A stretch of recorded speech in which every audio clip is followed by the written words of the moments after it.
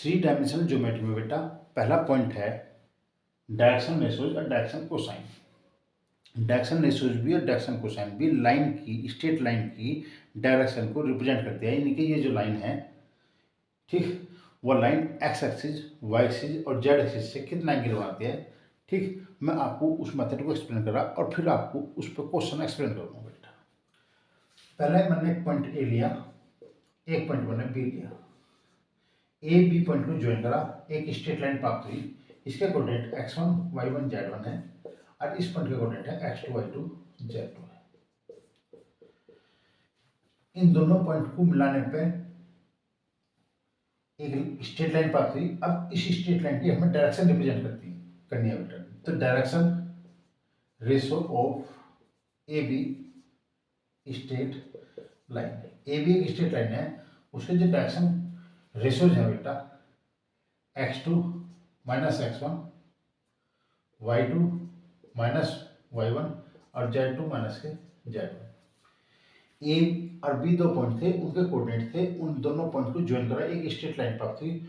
उस straight line को मुझे डायरेक्शन रेशो चाहिए। क्या चाहिए बेटा? डायरेक्शन। शॉर्ट रूप में डी डायरेक्शन रेशोज को डी आर से बोलते हैं।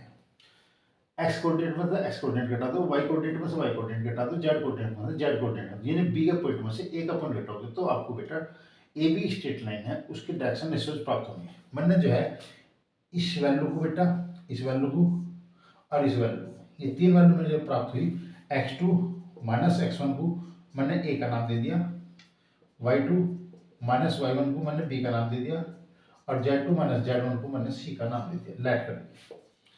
जब ये लैट करा तो direction ratio of A B straight line, एक स्ट्रेट लाइन थी, उसके डायरेक्शन रेशो मुझे ए बी सी।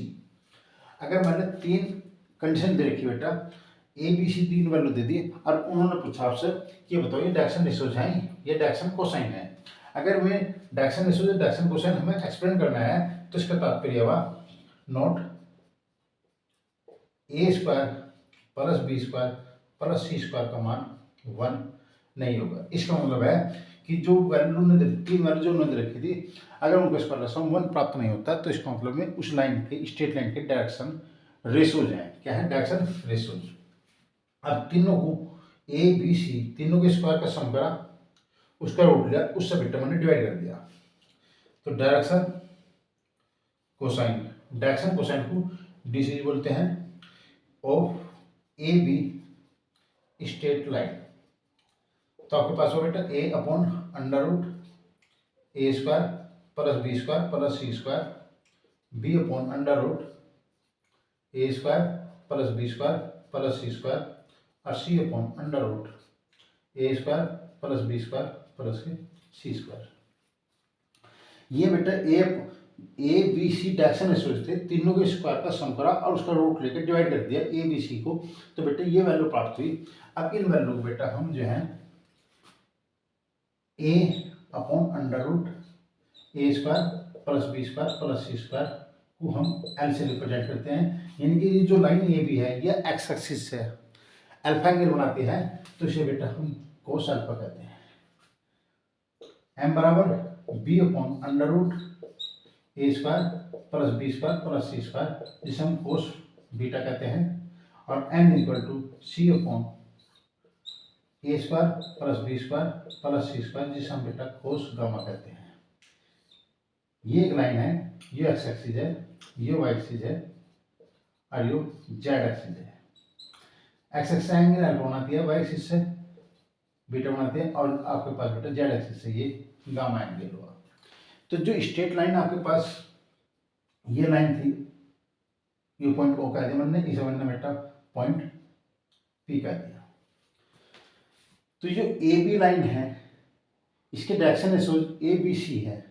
यह लाइन ओ पी के पैरेलल, जब मैंने से x2 माइनस x1 का मान ए ले दिया, y2 माइनस y1 का मान बी लिया और z2 माइनस z1 का मान सी लिया, इसका मतलब एक लाइन ओ पी तैयार हुई। ये O P line A B के पैरेलल है। ठीक, तो ये ओ पी जो लाइन है एक्स एक्सिस से अल्फा, वाई एक्सिस से बीटा और जेड एक्सिस से गामा एंगल बनाती है।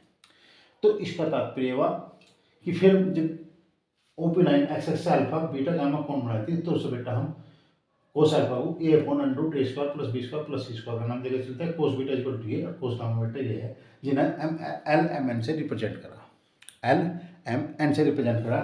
अगर तीन वैल्यू दे रखी और तीन वैल्यू दे रखी और हमें ये बताना कि ये डायरेक्शन रेशोज हैं, ये डायरेक्शन कोसाइन है, तो आपके पास कंडीशन है बेटा L square plus M square plus N square is equal to 1। अगर उनके स्क्वायर का सम, अगर उन तीनों वैल्यू के स्क्वायर का सम 1 प्राप्त होता है तो डायरेक्शन कोसाइन कहेंगे, और उनके स्क्वायर का सम 1 प्राप्त नहीं होता तो हम उसे डायरेक्शन रेशियोज कहेंगे। मैंने आपको डायरेक्शन रेशियोज और डायरेक्शन कोसाइन के मेथड एक्सप्लेन करिए। अब मैं आपको इस पे क्वेश्चन एक्सप्लेन कर रहा हूँ बेटा। डायरेक्शन रेशियोज और डायरेक्शन कोसाइन मैंने आपको एक्सप्लेन करा, उस पर बेटा पहला क्वेश्चन लिया हमने, इफ ए लाइन, एक लाइन है, एक रेखा है, makes an angle alpha beta and gamma with the coordinate axis, यानी कि एक लाइन है, वो line X axis Y axis और जेड एक्सिस से अल्फा बीटा गामा एंगल बनाती है। प्रूव दैट, करो बेटा, sine square alpha plus sine square beta plus sine square gamma is equal to 2। ये हमें शो करना। ये एक लाइन, ये एक्स एक्सिस है, ये वाई एक्सिस है और ये बेटा जेड एक्सिस है। ये लाइन है, ये एक्स एक्सिस से अल्फा एंगल बनाती है, वाई एक्सिस से बीटा एंगल बनाती है, जेड एक्सिस से गामा एंगल बनाते हैं। तो इसको बोला बेटा L M N be the direction cosine of a line. एक लाइन की direction cosine L M N है, वो लाइन एक्स एक्सिस से कितना एंगल बनाती है अल्फा, तो एल का मान होगा देन एल का मान कोस अल्फा, एम का मान कोस बीटा और एन का मान बेटा कोस गामा।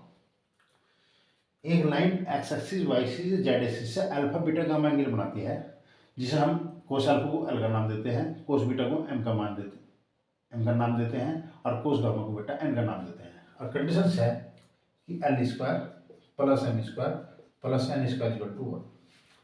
एल के स्थान पर एल की वैल्यू रखी cos square alpha plus cos square beta plus cos square gamma is equal to 1। एक कंडीशन ये होती है, जब हमने एल एम एन की वैल्यू पुट कर दी तो बेटा ये कंडीशन में रखती है।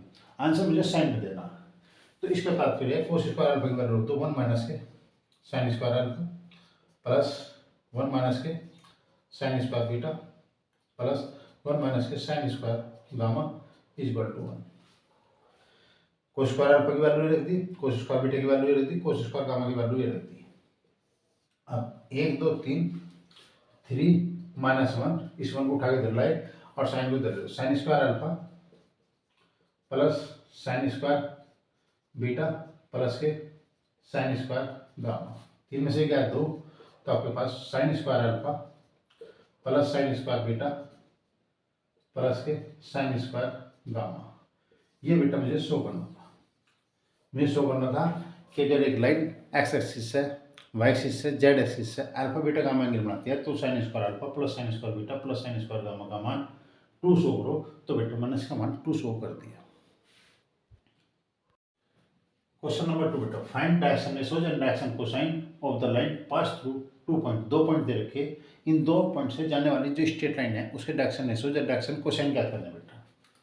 इस पॉइंट को मैंने ए का नाम दे दिया -2 4 -5, इसे बेटा मैंने पॉइंट ए का नाम दे दिया, और जो पॉइंट है 1 2 3 इसे बेटा मैंने बी का नाम दे दिया। अब direction ratio of A B line, A B straight line है, ए बी पॉइंट को ज्वाइन करा, एक स्ट्रेट लाइन प्राप्त हुई, उस स्ट्रेट लाइन के डायरेक्शन रेशो निकालने, तो बी के पॉइंट में से ए का पॉइंट सब्ट्रैक्ट करोगे तो एक्स कोऑर्डिनेट में से एक्स, वाई में से वाई और जेड में से जेड, यानी कि 1 -2 2 माइनस के 4 और 3 माइनस के 5, तो 1 + 2 3 हो गए, माइनस के 2 हुआ और आपके पास 8 हुआ।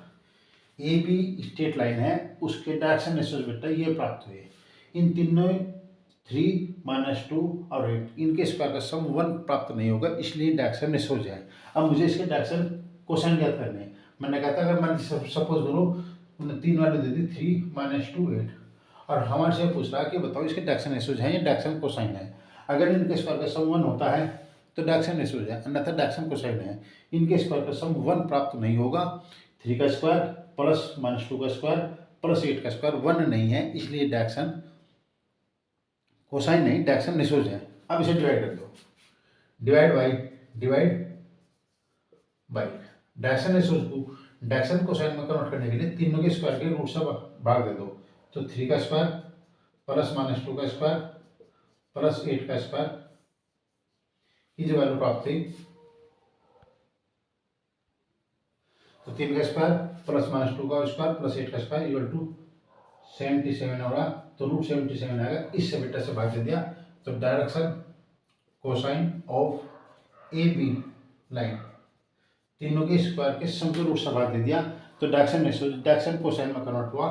तो आपके पास 3/√77 माइनस के 2/√77 और 8/√77, यानी कि जो एल की वैल्यू है, यो एम की वैल्यू है, यो एन की वैल्यू है। इनका स्क्वायर का सम करोगे तो बेटा 1 प्राप्त होगा। तो ये डायरेक्शन कोसाइन है और ये डायरेक्शन रेशोज हैं। जब 2 पॉइंट दे रखे थे और उनके डायरेक्शन रेशोज डायरेक्शन कोसाइन निकालने का प्रोसीजर बेटा ये था। मेथड नंबर 2 बेटा, find angle between two line. दो स्ट्रेट लाइन है, दोनों स्ट्रेट लाइन के बीच का एंगल ज्ञात करना, उसका मेथड बेटा मैं आपको एक्सप्लेन कर रहा। एक स्ट्रेट लाइन यह है, एक स्ट्रेट लाइन है, इनके जो बीच का एंगल है बेटा ये है, ये एंगल थीटा है। इस थीटा को मुझे ज्ञात करना बेटा। अब देखो, let A1 B1 C1 and A2 B2 C2 be the direction ratio of two line.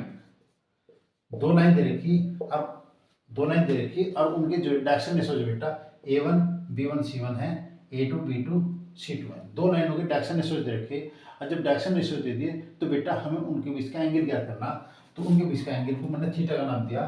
तो कोस थीटा का जो फॉर्मूला है बेटा, cos theta is equal to A1 A2 plus B1 B2 plus C1 C2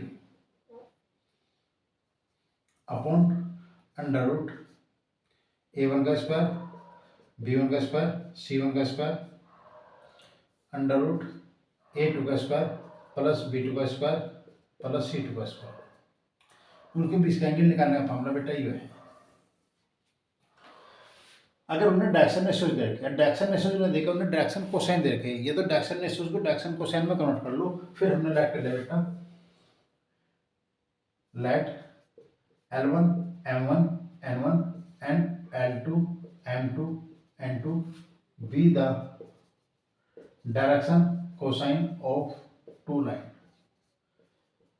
दो straight line दे रखी और उन दोनों स्ट्रेट लाइन के डायरेक्शन कोसाइन दिए हुए। अगर उन्हें डायरेक्शन रेशोज दे रखे तो डायरेक्शन कोसाइन में कन्वर्ट कर लो। ठीक, अब डायरेक्शन कोसाइन में कन्वर्ट करने के कर लिया बेटा, L1 M1 N1 और L2 M2 N2 उन दोनों लाइनों के डायरेक्शन कोसाइन दिए हुए हैं।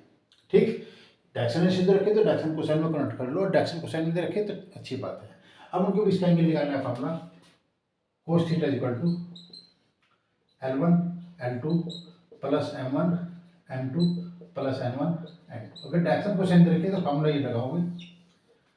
ठीक, अगर डायरेक्शन रेशोज दे रखे तो फॉर्मूला आप ये लगाओगे। अब इसमें दो कंडीशंस होगी। इफ यदि लाइंस, जो दो लाइन दे रखी, लाइंस आर परपेंडिकुलर, अगर दोनों लाइन एक दूसरे पर परपेंडिकुलर यानी कि एक दूसरे पर लंब है, एक लाइन ये रही और एक लाइन रही और ये दोनों एक दूसरे पर परपेंडिकुलर है, यानी कि इन दोनों लाइनों के बीच का एंगल 90 है, इसे परपेंडिकुलर कहते हैं। ठीक, एक दूसरे पर लंब हो तो उसकी कंडीशन है if lines are perpendicular then तब L1 L2 plus M1 M2 plus N1 N2 is equal to 0। अगर दो लाइन परपेंडिकुलर होगी तो उनके डायरेक्शन रेशोज या डायरेक्शन कोसाइन के प्रोडक्ट का सम शून्य के बराबर होगा। ये कंडीशन है। ठीक, तो आपके पास हो जाएगा बेटा, if lines are perpendicular then तब A1 A2 B1 B2 plus C1 C2 is equal to 0। तो डायरेक्शन रेशोज को डायरेक्शन कोसाइन में कन्वर्ट करने की जरूरत नहीं, उसी पर कंडीशन लगा दो, एक कंडीशन होगी, क्योंकि इसे सोल्व करोगे तो बेटा यही आ जाएगी। अगर डायरेक्शन रेशोज में सोल्व करना तो इस तरह कर दो, डायरेक्शन कोसाइन में करना तो यदि लाइन परपेंडिकुलर है तो दो कंडीशन होगी, डायरेक्शन रेशोज के अकॉर्डिंग, डायरेक्शन कोसाइन के अकॉर्डिंग। इफ यदि लाइंस आर पैरेलल, अगर लाइन पैरेलल है ठीक, ये भी पैरेलल है। तो बेटा आपके पास हो जाएगी A1/A2, B1/B2, C1/C2। ठीक, अगर डायरेक्शन कोसाइन के अकॉर्डिंग है तो L1/L2, M1/M2 और N1/N2। अगर डायरेक्शन रेशियोज दे रखे तो फॉर्मूला ये लगाओगे, डायरेक्शन कोसाइन दे रखे तो फॉर्मूला ये लगाओगे। यदि लाइन पैरेलल है, कैसी है लाइंस, लाइंस आर पैरेलल। अगर लाइन पैरेलल है यानी दो लाइन दे रखी और उनके बीच का एंगल ज्ञात करना, तो डायरेक्शन रेशियोज के अकॉर्डिंग हो जाएगा, डायरेक्शन कोसाइन के अकॉर्डिंग होगा। परंतु इस फॉर्मूला को कम यूज करके इस फॉर्मूला को ज़्यादा यूज करो। पहले डायरेक्शन रेशियोज अगर उन्होंने दे रखे तो डायरेक्शन कोसाइन में कन्वर्ट कर दो। अगर उन्होंने पॉइंट दे रखे तो पॉइंट के थ्रू डायरेक्शन रेशियोज निकाल लो, डायरेक्शन रेशियोज को डायरेक्शन कोसाइन में कन्वर्ट करो और तब उनके बीच का एंगल बता दो। ये दो स्ट्रेट लाइन दे रखी, ठीक, उनके बीच का एंगल निकालने का बेटा फॉर्मूला ये है। क्वेश्चन नंबर फर्स्ट बेटा, जो दो लाइनों के बीच के एंगल निकालने का फॉर्मूला मैंने आपको एक्सप्लेन करा उसके अकॉर्डिंग बेटा ABCD 4 पॉइंट दे रखे और angle between AB and CD, AB और CD दो लाइन है, उनके बीच का एंगल ज्ञात करना है। एंगल निकालने के लिए पहले आपको उसके डायरेक्शन रेशियोज निकालने पड़ेंगे। तो direction ratio of AB line, AB एक स्ट्रेट लाइन है, उसके डायरेक्शन रेशियोज निकाल लो बेटा। 4 - 8, 6 - 2 और -7 माइनस के 0, तो माइनस के 4 और -7। ए बी के पॉइंट में से एक का पॉइंट सब्ट्रैक्ट करा। अब direction ratio of CD line, CD line D के पॉइंट में से सी का पॉइंट -9, -3, -2, -1 और 4 माइनस के 2, तो माइनस के 6, -3 और 2। ये CD के डायरेक्शन में हो जाएगा बेटा। तो let theta be the angle between AB and CD। AB और CD दो लाइन है, उनके बीच का जो एंगल हमने थीटा लेट कर लिया। तो cos theta formula is equal to A1 A2 plus B1 B2 plus C1 C2 upon under root A1 का स्क्वायर B1 का स्क्वायर C1 का स्क्वायर अंडर रूट A2 का स्क्वायर प्लस B2 का square plus C2 square. जब दो लाइनों के बीच का एंगल निकालते हैं वो एंगल हमेशा पॉजिटिव निकालते हैं। अगर उसी कैलकुलेशन इसकी वैल्यू अगर हमें पॉजिटिव प्राप्त होती है मोड लगाने की आवश्यकता नहीं है। अगर इसकी वैल्यू हमें निगेटिव प्राप्त होती है तो बेटा हम इस पर मोड लगा दें, क्योंकि दो लाइनों के बीच का एंगल जो है हमेशा एक्यूट निकालते हैं। एक्यूट तब होगा जब यहाँ से ये वैल्यू हमेशा पॉजिटिव मिलेगी। अगर इसकी वैल्यू निगेटिव प्राप्त होती है तो मोड लगा देंगे, और नहीं निकलती तो बेटा ठीक पॉजिटिव निकलती है तो मोड लगा दो, चेन लगा दो, इससे कोई इफेक्ट नहीं पड़ेगा। अब देखो इनकी प्रोडक्ट करो, इसे A1 B1 C1 मान लो, इसे A2 B2 C2 मान लो। तो आपके पास बेटा 4 6 24, 4 3 12, 7 दूनी 14 अपॉन अंडर रूट इसका स्क्वायर करा 16, इसका स्क्वायर करा 16, इसका स्क्वायर करा बेटा 49। इसी प्रकार इसका 36 प्लस 9 प्लस के 4, ये होगा बेटा -12 -14 -26 होगा, प्लस के 24 है, ये निगेटिव होगा, तो इसलिए बेटा हमने मोड लगा दी। क्योंकि दो लाइनों के बीच का एंगल हमेशा एक्यूट निकलता है। एक्यूट तब होगा जब कोस थीटा की वैल्यू पॉजिटिव होगी। तो मोड लगाने पे आपके पास कोस थीटा जो मान आया आपके पास बेटा 2 आया, माइनस के 26 है प्लस 24, इसलिए 2 आया, माइनस के 2 बचा, माइनस मोड ने से बेटा पॉजिटिव कर दिया अपॉन 16 प्लस 16 प्लस 49, यानी कि आपके पास हो बेटा 81, 36 और 4 40 और 9 49 49 हो गए। तो आपके पास होगा theta is equal to cos inverse 2/9 into 7। AB और CD 4 पॉइंट दे रखे थे, ABCD दो लाइनों के बीच का एंगल पूछ रहा था। AB और CD, पहले AB के डायरेक्शन रेशियोज निकाल लिए, फिर CD के डायरेक्शन रेशियोज निकाल लिए, फिर बेटा उनके बीच का एंगल निकाल दिया। मेथड नंबर 3 बेटा, find the straight line joining two point. दो पॉइंटों से होकर जनरली स्ट्रेट लाइन की इक्वेशंस।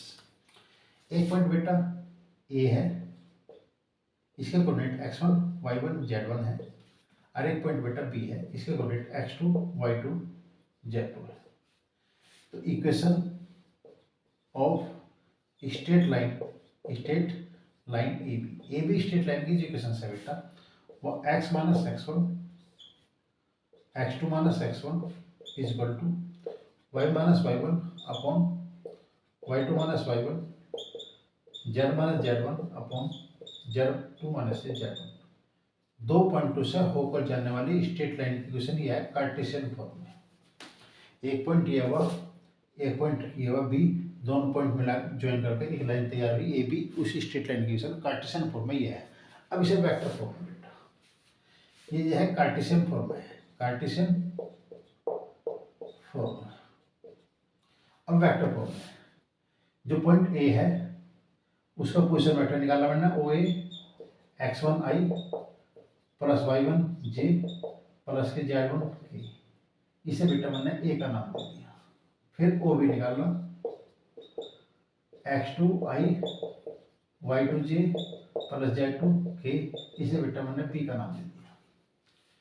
तो equation of straight line A B, ठीक, ए बी स्ट्रेट लाइन की जो इक्वेशन है, ए पॉइंट का पोजीशन वेक्टर है, बी पॉइंट का पोजीशन वेक्टर है, तो ए बी स्ट्रेट लाइन की जो इक्वेशन होगी वो आपके पास होगी बेटा R is equal to A plus lambda B minus A,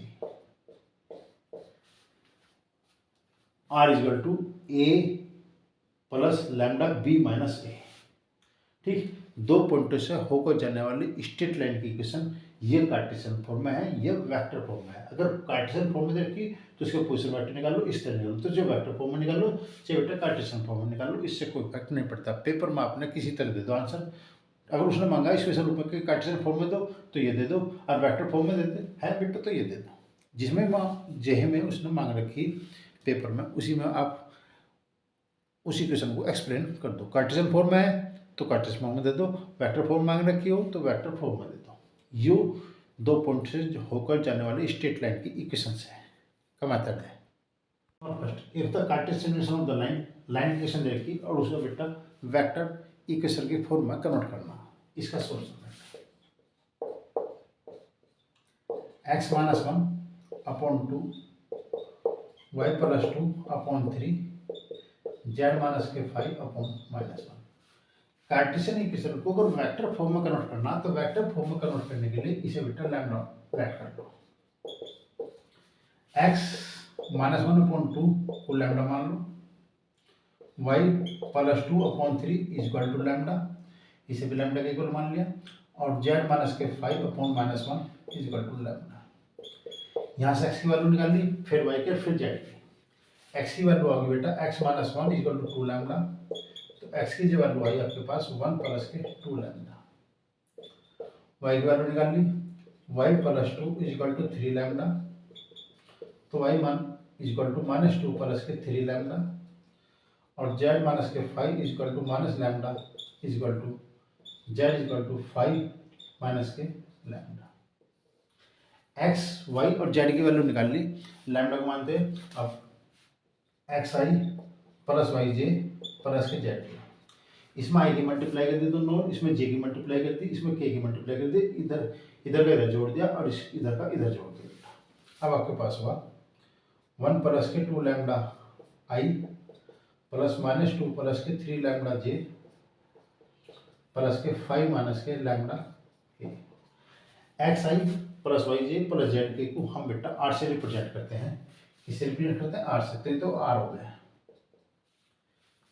1i minus 2j 1i minus 2j plus के 5k plus lambda 2i plus 3j minus के लैम्डा मैंने कॉमन ले लिया, 2 लैम्डा आई लैम्डा कॉमन ले लिया, 2i हो गया, 3 लैम्डा जे lambda common ले लिया, 3j आ गया, और माइनस के लैम्डा कॉमन ले लिया तो माइनस के। ये जो फॉर्म है ये vector form of given straight line, जो स्ट्रेट लाइन मैंने देखी कार्टेशियन फॉर्म में उसकी वेक्टर फॉर्म बेटा ये है। अगर वेक्टर फॉर्म में दे रखी, सपोज करो ये क्वेश्चन दे दिया, इसे कार्टेशियन फॉर्म में निकाल लो, तो कार्टेशियन फॉर्म में कन्वर्ट करने के लिए आर के स्थान पर एक्स आई प्लस वाई जे प्लस जेड के मान लो, ठीक। Compare the coefficient of Y J के, कंपेयर करोगे तो एक्स वाई जेड की वैल्यू ये आ जाएगी, फिर यहाँ से लैम्डा की वैल्यू निकाल लो, लैम्डा की वैल्यू इस फॉर्म आ जाएगी, ये भी लैम्डा की वैल्यू तीनों की इक्वल रख दो, तो बेटा वेक्टर फॉर्म की कार्टेशियन फॉर्म आपको प्राप्त हो जाएगी। उल्टे तरीके से चल दो। Question number 2, find the vector and cartesian equation of the straight line pass through the point A and B. दो पॉइंट ए और बी देखी, उन दोनों पॉइंट से होकर जाने वाले स्ट्रेट लाइन की इक्वेशन बेटा मुझे फाइंड करनी, और वो कार्टेशियन फॉर्म में होनी चाहिए, वेक्टर फॉर्म में भी होनी चाहिए।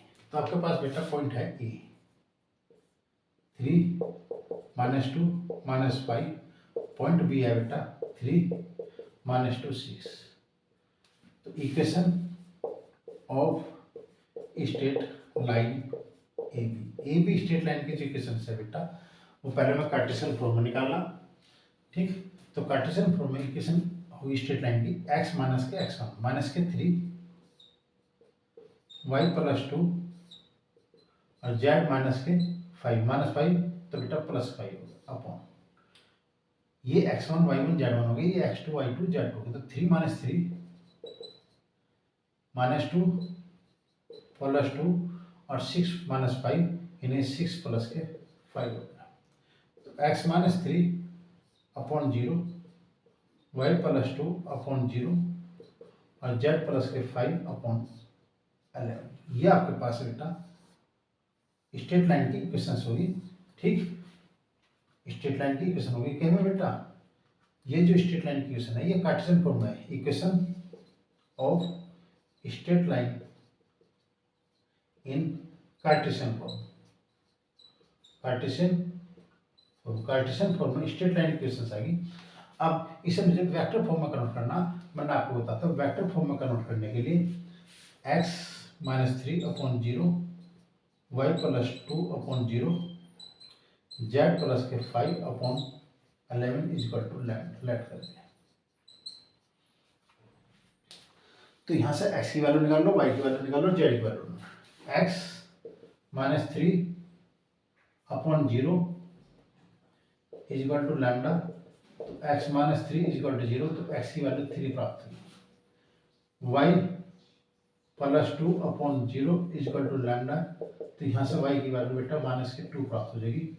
और फिर है z + 5 upon 11 equal to lambda, तो z की जो वैल्यू होगी -5 + के 11 लैम्डा।